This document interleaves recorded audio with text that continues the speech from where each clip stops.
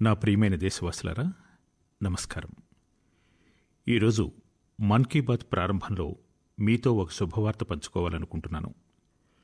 అతి పురాతనమైన అన్నపూర్ణ దేవతా విగ్రహం కెనడా నుండి భారతదేశానికి తిరిగి వస్తోంది. ఈ విషయం తెలుసుకోవటం ప్రతి భారతీయుడికి గర్వంగా ఉంటుంది. ఈ విగ్రహాన్ని సుమారు 100 సంవత్సరాల కిందట 1913లో వారణాసిలోని ఒక ఆలయం నుంచి దొంగిలించి దేశం నుండి బయటికి తరలించారు. కెనడా ప్రభుత్వానికి, ఈ మంచి పనిని సాధ్యం చేసిన వారందరికీ నా కృతజ్ఞతలు తెలియజేస్తున్నాను. అన్నపూర్ణ మాతకు కాశీతో చాలా ప్రత్యేకమైన సంబంధం ఉంది. ఇప్పుడు ఆ మాత విగ్రహం తిరిగి రావటం మనందరికీ సంతోషకరంగా ఉంది. అన్నపూర్ణ మాత విగ్రహంలాగే మన వారసత్వ సంపద, అత్యంత విలువైన వారసత్వ సంపద అంతర్జాతీయ ముఠాల బారిన పడింది. ఈ ముఠాలు అంతర్జాతీయ మార్కెట్లు వాటిని చాలా ఎక్కువ ధరలకు అమ్ముతాయి. ఇలాంటి వాటిపై ఇకపై కఠినంగా ఉంటాం. ఆ సంపద తిరిగి రావటానికి భారతదేశం తన ప్రయత్నాలను పెంచింది. ఇటువంటి ప్రయత్నాల కారణంగా గత కొన్ని సంవత్సరాలుగా భారతదేశం అనేక విగ్రహాలను, కళాఖండాలను తిరిగి తీసుకురావడంలో విజయవంతమైంది. మాతా అన్నపూర్ణ విగ్రహం తిరిగి రావడంతో పాటు కొన్ని రోజుల క్రితం ప్రపంచ వారసత్వ వారోత్సవం కూడా జరుపుకోవటం యాదృచ్ఛికం. ప్రపంచ వారసత్వ వారోత్సవం సంస్కృతి ప్రేమికులకు పాతకాలానికి తిరిగి వెళ్ళటానికి, చరిత్రపై వారి ఉత్సాహాన్ని పెంచుకోవటానికి గొప్ప అవకాశాన్ని అందిస్తుంది. కరోనా కాలం ఉన్నప్పటికీ ఈసారి ప్రజలు ఈ వారసత్వ వారోత్సవాన్ని వినూత్నంగా జరుపుకోవటం చూసాం. సంక్షోభంలో సంస్కృతి చాలా ఉపయోగపడుతుంది. సంక్షోభాన్ని ఎదుర్కోవటంలో సంస్కృతి ముఖ్యమైన పాత్ర పోషిస్తుంది. సంస్కృతి కూడా టెక్నాలజీ ద్వారా భావోద్వేగాలను పెంచడంలో ఉపయోగపడుతుంది. దేశంలోని అనేక మ్యూజియాలు, గ్రంథాలయాలు వాటి సేకరణను పూర్తిగా డిజిటల్ రూపంలోకి తేవడానికి కృషి చేస్తున్నాయి. ఢిల్లీలోని మన జాతీయ మ్యూజియం ఈ విషయంలో కొన్ని ప్రశంసనీయమైన ప్రయత్నాలు చేసింది. నేషనల్ మ్యూజియం ద్వారా 10 వర్చువల్ గ్యాలరీలను ప్రవేశపెట్టే పని జరుగుతోంది. ఈ విషయం ఆసక్తికరంగా ఉంది కదా.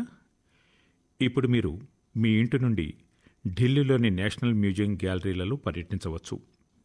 సాంకేతిక పరిజ్ఞానం ద్వారా ఎక్కువ మందికి సాంస్కృతిక వారసత్వాన్ని అందించడం చాలా ముఖ్యం. ఈ వారసత్వ ప్రదేశాల రక్షణకు సాంకేతిక పరిజ్ఞానం ఉపయోగించడం కూడా ముఖ్యం. నేను ఈ మధ్య ఒక ఆసక్తికరమైన ప్రాజెక్టు గురించి చదివాను. నార్వేకు ఉత్తర దిక్కులో స్వాల్బార్డ్ అనే ద్వీపం ఉంది. ఈ ద్వీపంలో ఆర్కిటిక్ ప్రపంచ ఆర్కైవ్ అనే ప్రాజెక్టును నిర్మించారు. ఈ ఆర్కైవుల్లో విలువైన హెరిటేజ్ డేటాను ఎలాంటి ప్రకృతి లేదా మానవ నిర్మిత విపత్తుల బారిన పడకుండా సురక్షితంగా ఉంచారు.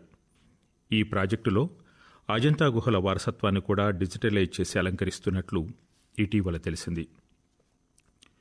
ఇందులో మీరు అజంతా గుహలపై పూర్తి అవగాహన పొందుతారు.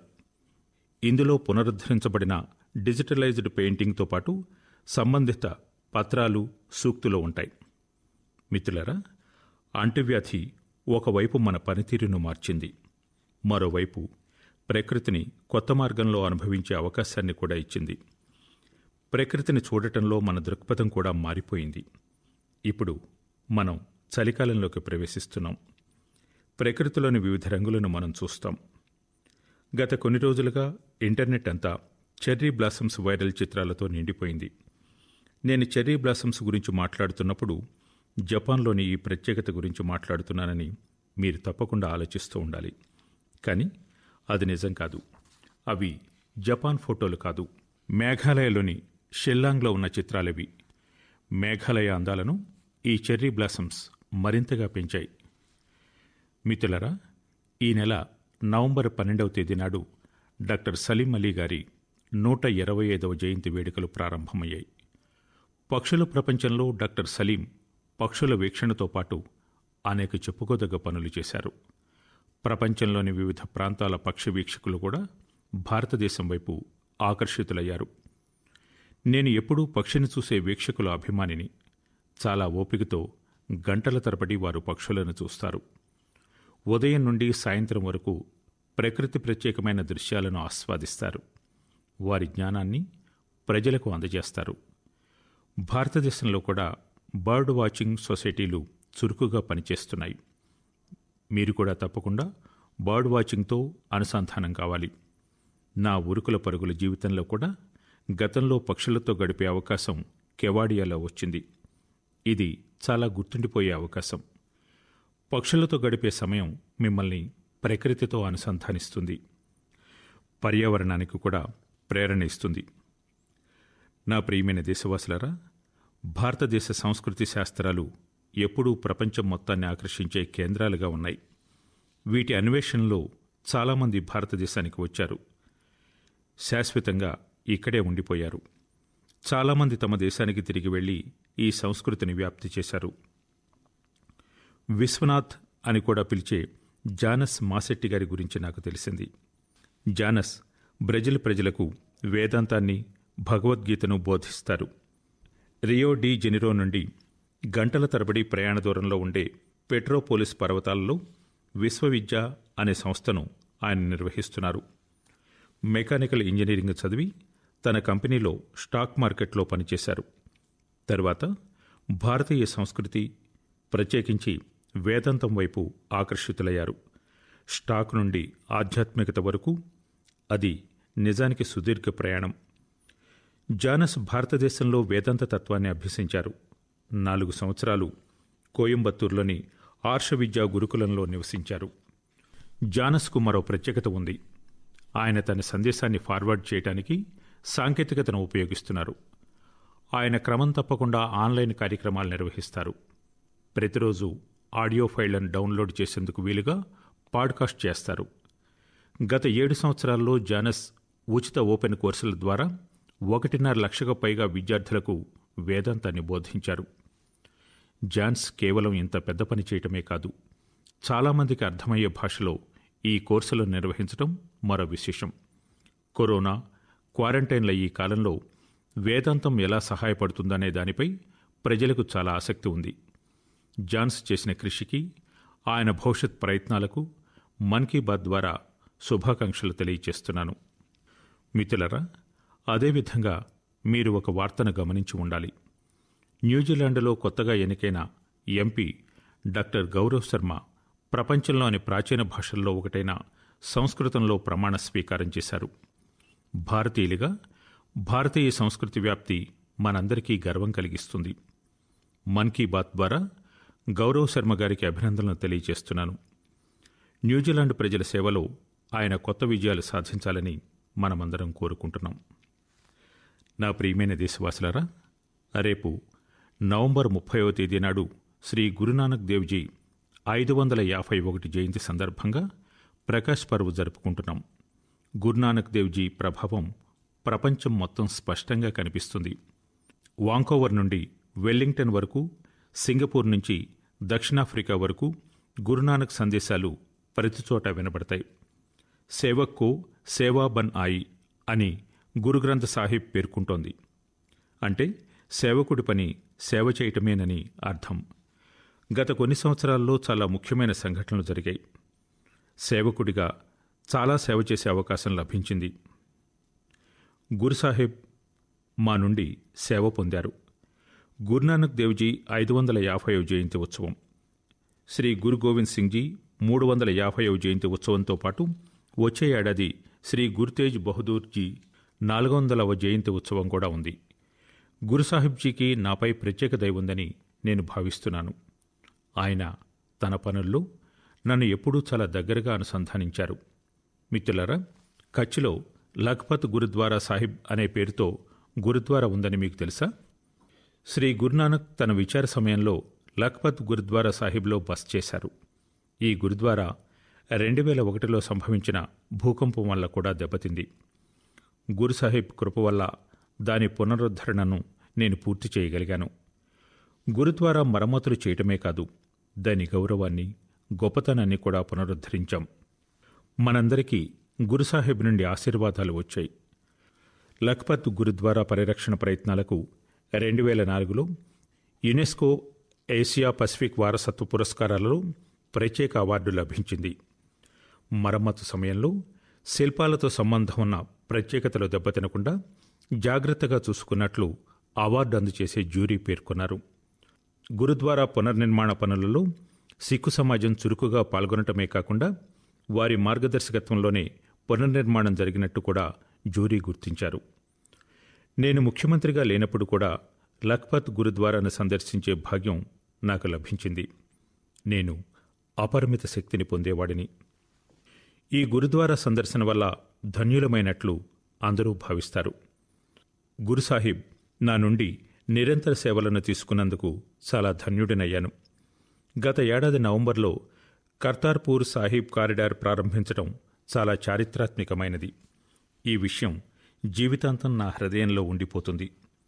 శ్రీ దర్బార్ సాహిబ్కు సేవ చేయడానికి మరో అవకాశం లభించడం మనందరికీ ఒక విశేషం. విదేశాలలో నివసిస్తున్న సిక్కు సోదరులు, సోదరీమణులు దర్బార్ సాహిబ్ సేవ కోసం నిధులు పంపటం చాలా సులభం. ఈ అడుగు ప్రపంచంలోని ఇతర ప్రాంతాల వారిని కూడా దర్బార్ సాహిబ్కు సన్నిహితం చేసింది. మిత్రులారా, అన్నదానం అనే లంగర్ సంప్రదాయాన్ని గురునానక్ దేవ్జీ ప్రారంభించారు. ప్రపంచవ్యాప్తంగా ఉన్న సిక్కు సమాజం కరోనా సమయంలో ప్రజలకు ఆహారం ఇచ్చే సంప్రదాయాన్ని ఎలా కొనసాగిస్తుందో మనం చూశాం. సేవ, మానవత్వాల ఈ సంప్రదాయం మనందరికీ నిరంతర ప్రేరణగా ఉపయోగపడుతుంది. మనమందరం సేవకులుగా పనిచేయటం కొనసాగించాలని కోరుకుంటున్నాను. గురుసాహిబ్ ఈ విధంగా నా నుండి దేశవాసుల నుండి సేవలను పొందడం కొనసాగించాలని కోరుకుంటున్నాను. మరోసారి గురునానక్ జయంతి సందర్భంగా నా శుభాకాంక్షలు. నా ప్రియమైన దేశవాసులారా, ఇటీవల దేశవ్యాప్తంగా అనేక విశ్వవిద్యాలయాల విద్యార్థులతో సంభాషించడానికి, వారి విద్యా ప్రయాణంలో ముఖ్యమైన కార్యక్రమాల్లో పాల్గొనడానికి నాకు అవకాశం లభించింది. ఐఐటి గౌహతి, ఐఐటి ఢిల్లీ, గాంధీనగర్లోని దీన్ దయాళ్ పెట్రోలియం విశ్వవిద్యాలయం, ఢిల్లీలోని జేఎన్యు, మైసూరు విశ్వవిద్యాలయం, లక్నో విశ్వవిద్యాలయం విద్యార్థులతో సాంకేతిక పరిజ్ఞానం ద్వారా కనెక్ట్ అవ్వగలిగాను. దేశంలోని యువతతో గడపటం తాజాగా ఉంచుతుంది, ఎంతో శక్తిని అందిస్తుంది. విశ్వవిద్యాలయ ప్రాంగణాలు ఒక విధంగా మినీ ఇండియా లాంటివి. ఒకవైపు ఈ క్యాంపస్లలో భారతదేశంలోని వైవిధ్యం కనపడుతుంది, మరోవైపు నవభారతానికి అవసరమయ్యే పెద్ద మార్పుల పట్ల మక్కువ కూడా కనపడుతుంది. కరోనాకు ముందు రోజుల్లో నేను ఏదైనా ఒక సంస్థ కార్యక్రమానికి వెళ్ళేటప్పుడు సమీప పాఠశాల నుండి పేద పిల్లలను కూడా ఆ కార్యక్రమానికి ఆహ్వానించాలని కోరేవాడిని. ఆ పిల్లలు నా ప్రత్యేక అతిథిగా ఆ వేడుకకు వచ్చేవారు. ఆ గొప్ప వేడుకలలో ఒక యువకుడు డాక్టర్, ఇంజనీర్, సైంటిస్ట్ అవటాన్ని ఒక చిన్నపిల్లవాడు చూస్తాడు. ఎవరైనా పతకం తీసుకోవటాన్ని చూస్తాడు. అప్పుడు అతనిలో కొత్త కలలు తలెత్తుతాయి. నేను కూడా చేయగలను అనే ఆత్మవిశ్వాసాన్ని అతనిలో ఆ కార్యక్రమం కలిగిస్తుంది. సంకల్పం దిశగా వెళ్లేందుకు ప్రేరణ లభిస్తుంది. మిత్రులారా, ఇది కాకుండా ఆ సంస్థ పూర్వ విద్యార్థులు ఎవరు, ఆ సంస్థ పూర్వ విద్యార్థులతో క్రమం తప్పకుండా సంబంధాలు కొనసాగించేందుకు చేసే ఏర్పాట్లు ఏమిటి అనే విషయాలు తెలుసుకోవటానికి నేను ఎప్పుడూ ఆసక్తి చూపిస్తాను. ఆ సంస్థ పూర్వ విద్యార్థుల నెట్వర్క్ ఎంత శక్తివంతమైనదో తెలుసుకోవాలని నాకు ఉంటుంది. నా యువమిత్రులారా, విద్యార్థిగా మీరు అక్కడ చదువుతున్నంతకాలం మాత్రమే ఉంటారు, కానీ పూర్వ విద్యార్థులుగా మీరు జీవితాంతం కొనసాగుతారు. పాఠశాల, కళాశాల నుండి బయటకు వచ్చాక రెండు విషయాలు ఎప్పటికీ ముగియవు. ఒకటి మీ అభ్యసన ప్రభావం, రెండవది మీ పాఠశాల, కళాశాలతో మీ అనుబంధం. పూర్వ విద్యార్థులు తమలో తాము మాట్లాడినప్పుడు పుస్తకాలు, చదువుల కంటే ఎక్కువగా క్యాంపస్లో స్నేహితులతో గడిపిన క్షణాలే ఎక్కువగా మాట్లాడతారు. ఈ జ్ఞాపకాల నుండే ఆ విద్యాసంస్థకు ఏదైనా చేయాలనే ఒక భావన ప్రారంభమవుతుంది. మీ వ్యక్తిత్వం అభివృద్ధి చెందిన ప్రదేశాన్ని అభివృద్ధి చేయడానికి మించిన ఆనందం ఏముంటుంది? పూర్వ విద్యార్థులు తమ పాత సంస్థలను అభివృద్ధి చేసిన అలాంటి కొన్ని ప్రయత్నాల గురించి నేను చదివాను. ఈ రోజుల్లో పూర్వ విద్యార్థులు తమ విద్యాసంస్థ అభివృద్ధిలో క్రియాశీలకంగా ఉన్నారు.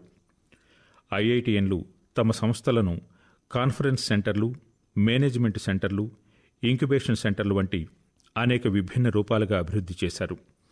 ఈ ప్రయత్నాలన్నీ ప్రస్తుత విద్యార్థుల అభ్యసన అనుభవాలను మెరుగుపరుస్తాయి. ఐఐటి ఢిల్లీ ఎండోమెంట్ ఫండ్ను ప్రారంభించింది. ఇది అద్భుతమైన ఆలోచన. ప్రపంచంలోని ప్రఖ్యాత విశ్వవిద్యాలయాల్లో ఇటువంటి నిధుల సేకరణ సంస్కృతి ఉంది. ఇది విద్యార్థులకు సహాయపడుతుంది. భారతదేశ విశ్వవిద్యాలయాలు కూడా ఈ సంస్కృతిని సంస్థాగతం చేయగలవని నా అభిప్రాయం. ఏదైనా తిరిగి ఇవ్వాలనుకున్నప్పుడు పెద్దది చిన్నది అన్న భేదం ఏమీ లేదు. ప్రతి చిన్న సహాయం ముఖ్యమైందే, ప్రతి ప్రయత్నం కూడా ముఖ్యమైందే. తరచుగా పూర్వ విద్యార్థులు తమ సంస్థల సాంకేతిక పరిజ్ఞానంలో, భవన నిర్మాణంలో, అవార్డులు, స్కాలర్షిప్లను ప్రారంభించడంలో, నైపుణ్య అభివృద్ధి కార్యక్రమాలను ప్రారంభించడంలో చాలా ముఖ్యమైన పాత్ర పోషిస్తారు. కొన్ని పాఠశాలల పూర్వ విద్యార్థి సంఘాలు మార్గదర్శక కార్యక్రమాలను కూడా ప్రారంభించాయి. ఇందులో వారు వివిధ బ్యాచ్ల విద్యార్థులకు మార్గనిర్దేశం చేస్తారు. విద్యా అవకాశాల గురించి కూడా చర్చిస్తారు. అనేక పాఠశాలల్లో, ముఖ్యంగా రెసిడెన్షియల్ పాఠశాలల్లో పూర్వ విద్యార్థుల సంఘాలు చాలా బలంగా ఉన్నాయి. క్రీడల పోటీలు, సమాజ సేవ వంటి కార్యకలాపాలను కూడా అవి నిర్వహిస్తున్నాయి. వారు చదివిన సంస్థతో అనుబంధాన్ని మరింత బలోపేతం చేసుకోవాలని పూర్వ విద్యార్థులను నేను కోరుతున్నాను. అది పాఠశాల అయినా, కళాశాల అయినా, విశ్వవిద్యాలయమైనా, ఆ సంస్థతో పూర్వ విద్యార్థులు అనుబంధం పెరగాలి. పూర్వ విద్యార్థుల భాగస్వామ్యంతో నవీన, వినూత్న మార్గాలలో పనిచేయాలని నేను విద్యా సంస్థలను కోరుతున్నాను. పూర్వ విద్యార్థులు చురుకుగా పాల్గొనటానికి సృజనాత్మక వేదికలను అభివృద్ధి చేయండి. పెద్ద కళాశాలలు, విశ్వవిద్యాలయాలు మాత్రమే కాదు, మన గ్రామాల పాఠశాలలు కూడా బలమైన, చురుకైన పూర్వ విద్యార్థుల నెట్వర్క్ కలిగి ఉండాలి. నా ప్రియమైన దేశవాసులారా, డిసెంబర్ 5వ తేదీ శ్రీ అరబిందో వర్ధంతి. శ్రీ అరబిందోను మనం ఎంత ఎక్కువ చదువుతామో అంత లోతైన పరిజ్ఞానం మనకు లభిస్తుంది. నా యువ స్నేహితులు శ్రీ అరబిందో గురించి ఎంత ఎక్కువ తెలుసుకుంటే అంత ఎక్కువ మీ గురించి మీరే తెలుసుకుంటారు. మీరు ఉన్న జీవనస్థితి, మీ సంకల్పాలను నెరవేర్చడానికి పడుతున్న శ్రమ, వీటి మధ్య మీరు ఎల్లప్పుడూ శ్రీ అరబిందోకు కొత్త మార్గాన్ని చూపిస్తూ నూతన మార్గం పొందుతారు, ప్రేరణ ఇస్తూ ప్రేరణ పొందుతారు. వోకల్ ఫర్ లోకల్ ప్రచారంతో మనం ముందుకు వెళుతున్నప్పుడు శ్రీ అరబిందో స్వదేశీ తత్వశాస్త్రం మనకు కనిపిస్తుంది. బంగ్లాలో అత్యంత ప్రభావవంతమైన కవిత ప్రచారంలో ఉంది. ఛూయీ సుతో పాయ్ మాన్తో ఆసే తుంగ హోతే, దియా చలాయి కాఠీ తౌ ఆసే పోతే, ప్రోదీప్తి జాలితే ఖేతే సుతే జేతే కీచుతే లోక్నాయి షాధీన్. అంటే ఇక్కడ సూది నుండి అగ్గిపెట్టె వరకు ప్రతి ఒక్కటి విలాసవంతమైన వాడలో దిగుమతి అవుతాయి. తినటంలో, తాగటంలో, నిద్రపోవటంలో ఏ విషయంలోనూ ప్రజలకు స్వేచ్ఛ లేదు. స్వదేశీ అంటే మన భారతీయ కార్మికులు, చేతివృత్తుల వారు తయారు చేసే వస్తువులకు ప్రాధాన్యత ఇవ్వటమని ఆయన చెప్పేవారు. విదేశాల నుండి ఏదైనా నేర్చుకోవటాన్ని శ్రీ అరబిందో ఎప్పుడూ వ్యతిరేకించలేదు. కొత్త అంశం నుండి నేర్చుకోవాలని, మన దేశానికి ఉపయోగపడేదానికి సహకారం, ప్రోత్సాహం ఇవ్వాలని ఆయన అభిప్రాయం. ఆత్మనిర్భర్ భారత్ అభియాన్లో వోకల్ ఫర్ లోకల్ మంత్ర భావన ఇదే. ముఖ్యంగా స్వదేశీని మనదిగా చేసుకోవడంతో పాటు వివిధ విషయాల్లో ఆయన చెప్పిన అభిప్రాయాలు ఈరోజు ప్రతి పౌరుడు చదవాలి. మిత్రులారా, విద్యపై అరబిందో అభిప్రాయాలు చాలా స్పష్టంగా ఉన్నాయి. పుస్తక పరిజ్ఞానానికి, డిగ్రీలు, ఉద్యోగాలకు పొందటానికి మాత్రమే విద్య పరిమితమని ఆయన భావించలేదు. మన జాతీయ విద్య మన యువతరం హృదయాలకు, మనసులకు శిక్షణగా ఉండాలని శ్రీ అరబిందో చెప్పేవారు. అంటే శాస్త్రీయ వికాసం పొందిన మస్తిష్కం, భారతీయ భావోద్వేగాల హృదయం ఉండే యువకుడు మాత్రమే దేశానికి మంచి పౌరుడిగా మారగలడని అరబిందో అభిప్రాయం. ఆ రోజుల్లో జాతీయ విద్యపై అరబిందో చెప్పిన దాన్నే కొత్త జాతీయ విద్యా విధానం ద్వారా దేశం పూర్తి చేస్తోంది. నా ప్రియమైన దేశవాసులారా, భారతదేశంలో వ్యవసాయం, అనుబంధ రంగాలకు కొత్త కోణాల అనుసంధానం జరుగుతోంది. గతంలోని వ్యవసాయ సంస్కరణలు రైతులకు కొత్త అవకాశాలకు తలుపులు తెరిచాయి. కొన్నేళ్లుగా ఉన్న రైతుల ఆకాంక్షలు, వాటిని తీరుస్తామన్న రాజకీయ పక్షాల వాగ్దానాలు నెరవేరాయి. చాలా చర్చల తర్వాత భారత పార్లమెంట్ వ్యవసాయ సంస్కరణలకు చట్టపరమైన రూపాన్నిచ్చింది. ఈ సంస్కరణలు రైతుల అనేక బంధనాలను అంతం చేయటమే కాకుండా వారికి కొత్త హక్కులు, కొత్త అవకాశాలను కూడా కల్పించాయి. ఈ హక్కులు చాలా తక్కువ సమయంలోనే రైతుల సమస్యలను తగ్గించడం ప్రారంభించాయి. మహారాష్ట్రలోని ధులే జిల్లా రైతు జితేంద్ర భోయి గారు కొత్త వ్యవసాయ చట్టాలను ఎలా ఉపయోగించారో మీరు కూడా తెలుసుకోవాలి. జితేంద్ర భోయి గారు మొక్కజొన్న సాగు చేసి సరైన ధరలకు వ్యాపారులకు అమ్మాలని నిర్ణయించుకున్నారు. పంట మొత్తం ఖర్చు 3,32,000 రూపాయలుగా నిర్ణయించారు. జితేంద్ర భోయ్కు 25,000 రూపాయల అడ్వాన్స్ కూడా వచ్చింది. మిగిలిన డబ్బును 15 రోజుల్లో చెల్లించాలని నిర్ణయించారు. కానీ తరువాత పరిస్థితుల వల్ల అతను మిగిలిన డబ్బులను పొందలేకపోయాడు. రైతు నుండి పంట కొని నెలల తరబడి డబ్బులు చెల్లించకపోవటం కొన్నేళ్లుగా కొనసాగుతోంది. బహుశా మొక్కజొన్న కొనుగోలుదారులు అదే సంప్రదాయాన్ని అనుసరించేవారు. అదేవిధంగా జితేంద్రకు డబ్బులు 4 నెలల వరకు రాలేదు. ఈ పరిస్థితిలో సెప్టెంబర్లో ఆమోదం పొందిన కొత్త వ్యవసాయ చట్టం ఆయనకు సహాయపడింది. పంటను కొనుగోలు చేసిన 3 రోజుల్లో రైతుకు కొనుగోలుదారులు పూర్తి చెల్లింపు చేయవలసి ఉంటుందని ఈ చట్టం పేర్కొంటోంది. ఒకవేళ కొనుగోలుదారులు చెల్లింపు చేయకపోతే రైతు ఫిర్యాదు చేయవచ్చు. చట్టంలో మరో పెద్ద విషయం ఉంది. ఈ చట్టం ప్రకారం ఆ ప్రాంతానికి చెందిన సబ్ డివిజనల్ మేజిస్ట్రేట్ రైతు ఫిర్యాదును నెలలోపు పరిష్కరించవలసి ఉంటుంది. ఆయన ఫిర్యాదు చేయడంతో కొనుగోలుదారులు బకాయిలను కొద్ది రోజుల్లోనే చెల్లించారు. అంటే చట్టంపై సరైన పూర్తి పరిజ్ఞానం మాత్రమే జితేంద్ర బలంగా మారింది. ప్రాంతం ఏదైనా అన్ని రకాల గందరగోళాలు, పుకార్లకు దూరంగా సరైన సమాచారం మాత్రమే ప్రతి వ్యక్తికి మద్దతుగా నిలుస్తుంది. రాజస్థాన్లోని బారాం జిల్లాలో నివసిస్తున్న మహమ్మద్ అస్లాం గారు రైతులలో అవగాహన పెంచడానికి అలాంటి ఒక పని చేస్తున్నారు. అతను రైతు ఉత్పాదక సంఘం CEO కూడా. అవును, మీరు సరిగ్గా విన్నారు. రైతు ఉత్పాదక సంఘం CEO. దేశంలోని సుదూర ప్రాంతాల్లో పనిచేసే రైతు సంస్థల్లో కూడా CEOలు ఉండటాన్ని విని పెద్ద కంపెనీల CEOలు కూడా హర్షిస్తారని ఆశిద్దాం. మిత్రులారా, మహమ్మద్ అస్లాం గారు తన ప్రాంతంలోని చాలామంది రైతులను వాట్సాప్తో అనుసంధానించారు. సమూహం ఏర్పాటు చేశారు. ప్రతిరోజు సమీపంలోని మార్కెట్లలో ఏం జరుగుతుందో ఈ సమూహంలో రైతులకు తెలియచేస్తారు. వారి FPO రైతుల నుండి పంటలను కొంటారు. అందువల్ల వారి ప్రయత్నాలు రైతులు నిర్ణయాలు తీసుకోవడానికి సహాయపడతాయి. మిత్రులారా, అవగాహన సజీవంగా ఉంచుతుంది. తన అవగాహనతో వేలాది మంది ప్రజల జీవితాలను ప్రభావితం చేసిన వ్యవసాయ పారిశ్రామికవేత్త వీరేంద్ర యాదవ్ గారు. వీరేంద్ర యాదవ్ గారు ఒకప్పుడు ఆస్ట్రేలియాలో నివసించారు. 2 ఏళ్ల క్రితం భారతదేశానికి వచ్చిన ఆయన ఇప్పుడు హర్యానాలోని కైతాల్లో నివసిస్తున్నారు. ఇతర వ్యక్తుల మాదిరిగానే వ్యవసాయంలో గడ్డి ఆయన ముందు పెద్ద సమస్యగా నిలిచింది. దీని పరిష్కారం కోసం చాలా విస్తృత స్థాయిలో పని జరుగుతోంది. కానీ ఈరోజు మన్ కీ బాత్లో నేను ప్రత్యేకంగా వీరేంద్ర గారి గురించి ప్రస్తావిస్తున్నాను. ఎందుకంటే ఆయన ప్రయత్నాలు భిన్నంగా ఉంటాయి, కొత్త దిశను చూపుతాయి. గడ్డి సమస్యను పరిష్కరించడానికి వీరేంద్ర గారు గడ్డి ముద్దలను తయారు చేయడానికి ఒక యంత్రాన్ని కొన్నారు. ఇందుకోసం వ్యవసాయ శాఖ నుంచి ఆర్థిక సహాయం కూడా పొందారు. ఈ యంత్రంతో గడ్డి మోపులను చేసి ఆగ్రో ఎనర్జీ ప్లాంట్, పేపర్ మిల్లులకు విక్రయించారు. వీరేంద్ర గారు కేవలం 2 ఏళ్లలో గడ్డితో 1.5 కోట్లకు పైగా వ్యాపారం చేశారని, అందులో కూడా ఆయన సుమారు 50 లక్షల రూపాయల లాభం పొందారని తెలిస్తే మీరు ఆశ్చర్యపోతారు. ఇది రైతులకు కూడా ప్రయోజనం చేకూరుస్తోంది. వీరి పొలాల నుండి కూడా వీరేంద్ర గారు గడ్డి సేకరిస్తారు. చెత్త నుండి బంగారం పొందటం గురించి మనం చాలా విన్నాం. కానీ గడ్డి ద్వారా డబ్బు, పుణ్యం సంపాదించడానికి ఇది ఒక ప్రత్యేకమైన ఉదాహరణ. యువత, ముఖ్యంగా వ్యవసాయాన్ని అభ్యసిస్తున్న లక్షలాది మంది విద్యార్థులు తమ చుట్టుపక్కల గ్రామాలకు వెళ్లి రైతులకు ఆధునిక వ్యవసాయం, ఇటీవల వ్యవసాయ సంస్కరణల గురించి అవగాహన కల్పించాలని నేను కోరుతున్నాను. ఇలా చేయటం ద్వారా దేశంలో జరుగుతున్న పెద్ద మార్పుల్లో మీరు భాగస్వామి అవుతారు.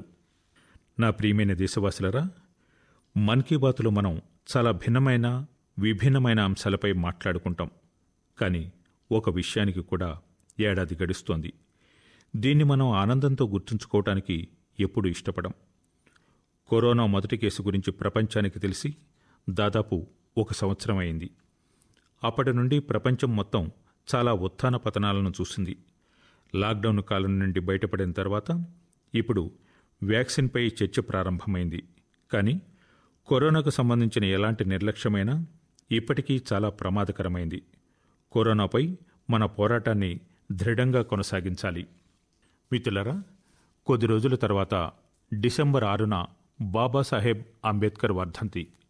బాబాసాహెబ్కు నివాళులర్పించడంతో పాటు పౌరుడిగా మన కర్తవ్యాన్ని నెరవేర్చడానికి ఆయన మనకు బోధించిన పాఠాలను గుర్తుకు తెచ్చుకోవాలి.